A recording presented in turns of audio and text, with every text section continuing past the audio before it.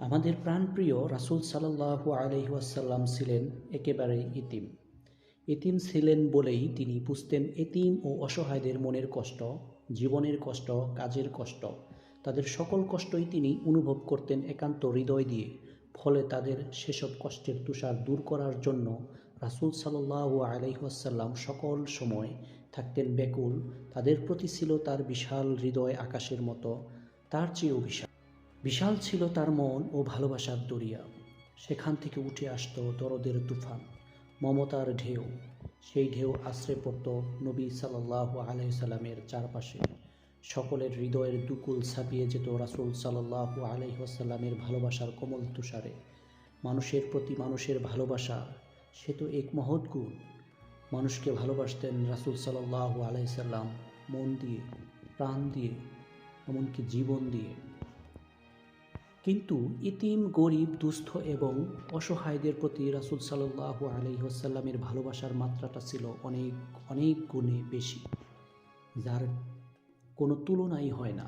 সেই ভালোবাসার নজির তো রয়ে গেছে রাসূল সাল্লাল্লাহু আলাইহি ওয়াসাল্লামের জীবনে। তার জীবন ইতিহাস যেমন শিক্ষণীয় তেমনই পালনীয়। ঈদ মানেই তো খুশি আর খুশি, আনন্দের ঢল। সবার জন্যই চাই ঈদের আনন্দ, সমান খুশি। কিন্তু চাইলেই কি সুখ হয়? কিছু ব্যতিক্রম তো থেকেই যায়। যেমন রাসূল সাল্লাল্লাহু আলাইহি ওয়াসাল্লামের সময়ে এক ঈদে নামাজ শেষে ঘরে ফিরছেন দয়ার নবীজি সাল্লাল্লাহু আলাইহি ওয়াসাল্লাম। তিনি দেখলেন মাঠের এক কোণে বসে কাঁদছে একটি তুলতুলে কোমল শিশু। এই খুশির দিনেও কান্না! অবাক হলেন রাসূল সাল্লাল্লাহু আলাইহি ওয়াসাল্লাম। তার হৃদয়ের বেদনার ঢেউ আশ্রে পড়ল। রাসূল সাল্লাল্লাহু আলাইহি ওয়াসাল্লাম ছেলেটির কাছে গিয়ে কান্নার কারণ জিজ্ঞেস করলেন। শিশুটি বলল, আমার আব্বা আম্মা নেই, কেউ আমাকে আদর করে না, কেউ আমাকে ভালোবাসে না, আমি কোথায় যাব? এতিম নবী রাহমাতুল্লিল আলামিন ছেলেটির কথা শুনে গুমরে কেঁদে উঠল। নবীজি সাল্লাল্লাহু আলাইহি সাল্লামের কোমল হৃদয় জেগে উঠল তার মর্মবেদনা। তিনি পরম আদরে শিশুটিকে বাড়ি নিয়ে গেলেন। হযরত আয়েশা রাদিয়াল্লাহু তাআলা আনহাকে ডেকে বললেন, হে আয়েশা, ঈদের দিনে তোমার জন্য একটি উপহার নিয়ে এসেছি, এই নাও তোমার উপহার। ছেলেটিকে পেয়ে দারুণ খুশি হলেন হযরত আয়েশা রাদিয়াল্লাহু তাআলা আনহা। দেরি না করে মুহূর্তেই তাকে গোসল করিয়ে জামা পরালেন, তারপর তাকে পেট ভরে খেতে দিলেন। রাসূল সাল্লাল্লাহু আলাইহি ওয়াসাল্লাম ছেলেটিকে বললেন, আজ থেকে আমরাই তোমার পিতামাতা, আমরাই তোমার অভিভাবক। কি খুশি তো! রাসূল সাল্লাল্লাহু আলাইহি সাল্লাম এর কথা শুনে ছেলেটির চোখে মুখে বয়ে গেল আনন্দের বন্যা। এই ছিল এতিমের প্রতি রাসূল সাল্লাল্লাহু আলাইহি সাল্লামের ভালোবাসার এক বিরল দৃষ্টান্ত। রাসূল সাল্লাল্লাহু আলাইহি সাল্লাম শুধু এতিমদের প্রতি যে এমন সদয় ছিলেন, সহমর্মী ছিলেন তাই নয়, তিনি তার অধীনস্থদের প্রতিও ছিলেন সদা সজাগ ও দরদী। মায়া মমতার চাদরে তাদেরকে আঁকড়ে রাখতেন সবসময়। তাদের যেন কোনো কষ্ট না হয়, মনে যেন কোনো প্রকার দুঃখ না থাকে, দয়ার নবী সাল্লাল্লাহু আলাইহি ওয়াসাল্লাম সেই দিকে খেয়াল রাখতেন সর্বক্ষণ। রাসূল সাল্লাল্লাহু আলাইহি সাল্লাম এর দুজন খাদেম বা চাকর ছিলেন, একজন হযরত যায়েদ ও আর একজন হযরত আনাস রাদিয়াল্লাহু তাআলা আনহু। তাদের সাথে রাসূল সাল্লাল্লাহু আলাইহি সাল্লাম কখনোই মনিব সুলভ আচরণ করতেন না, কড়া ভাষায় কথা বলতেন না, খারাপ ব্যবহার করতেন না, মেজাজ দেখাতেন না, আদেশ কিংবা নির্দেশে কঠোরতাও দেখাতেন না, বরং আপন পরিবারের সদস্যদের মতোই তাদের সাথে ব্যবহার করতেন। একই খাবার খেতেন, একই ধরনের জীবন যাপন করতেন। কি আশ্চর্যের ব্যাপার! আজকের দিনে যা কল্পনাও করা যায় না।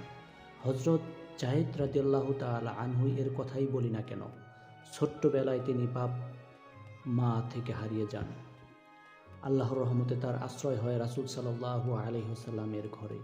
যখন তার পিতা মাতার সন্ধান পাওয়া গেল, তখন তারা ছুটে এলো রাসূল সাল্লাল্লাহু আলাইহি ওয়াসাল্লামের কাছে। তারা তাকে নিয়ে যেতে চায়। রাসূল সাল্লাল্লাহু আলাইহি ওয়াসাল্লাম তাকে জিজ্ঞেস করলেন, তুমি কি তোমার পিতা মাতার সাথে যাবে? যায়েদ রাদিয়াল্লাহু তাআলা আনহু সাথে সাথেই বললেন, রাসূল সাল্লাল্লাহু আলাইহি সাল্লাম এর কাছ থেকে যে ব্যবহার আমি পেয়েছি তার কোনো তুলনা হয় না। তামাম পৃথিবী যদি আমাকে দেওয়া হয় তবুও তাকে ছেড়ে যেতে পারবো না, না কখনোই যাব না। হযরত আনাস রাদিয়াল্লাহু তাআলা আনহু, তিনি 8 বছর বয়সে রাসূল সাল্লাল্লাহু আলাইহি সাল্লাম এর খেদমতে এসেছিলেন। দীর্ঘ 10 বছর পর্যন্ত রাসূল সাল্লাল্লাহু আলাইহি ওয়াসাল্লামের খেদমত করেছিলেন। সেই হযরত আনাস রাদিয়াল্লাহু তাআলা আনহু বলেন, দীর্ঘ 10 বছর রাসূল সাল্লাল্লাহু আলাইহি ওয়াসাল্লামের খেদমত করেছি, কিন্তু এই 10 বছরের মধ্যে কোনো একটি দিনও রাসূল সাল্লাল্লাহু আলাইহি ওয়াসাল্লাম আমাকে একটি কথাও ধমক দিয়ে বলেননি। এমনই ছিল রাসূল সাল্লাল্লাহু আলাইহি সাল্লামের আচার ব্যবহার, এমনই ছিল তাদের প্রতি তার হৃদয়ের ভালোবাসা, এমনই ছিল তার উদারতা, ছিল দয়া ও মমতার অসীম সাগর, সাগরের চেয়েও অধিক। রাসূল সাল্লাল্লাহু আলাইহি সাল্লাম এর মতো এমনই হৃদয়ের অধিকারী হতে হবে আমাদের, যে হৃদয় হবে ভালোবাসায় পূর্ণ, মমতায় টইটম্বুর, যে হৃদয় হবে আকাশের চেয়েও প্রশস্ত, সাগরের চেয়েও বিশাল। এমনই হৃদয় তৈরির জন্য প্রয়োজন রাসূল সাল্লাল্লাহু আলাইহি সাল্লামের শিক্ষা গ্রহণ ও সৎ সাহসের। এজন্যই আমাদের রাসূল সাল্লাল্লাহু আলাইহি সাল্লামের আদর্শ অনুসরণ করতে হবে, তার পথেই চলতে হবে, তার শিক্ষাই গ্রহণ করতে হবে। তাহলেই কেবল সুন্দর, সার্থক ও সফল হবে আমাদের জীবন। আসুন আমরা রাসূল সাল্লাল্লাহু আলাইহি সাল্লামকে ভালোবাসি, তার শিক্ষা গ্রহণ করি, তার আদর্শ অনুসরণ করি, তারই দেখানো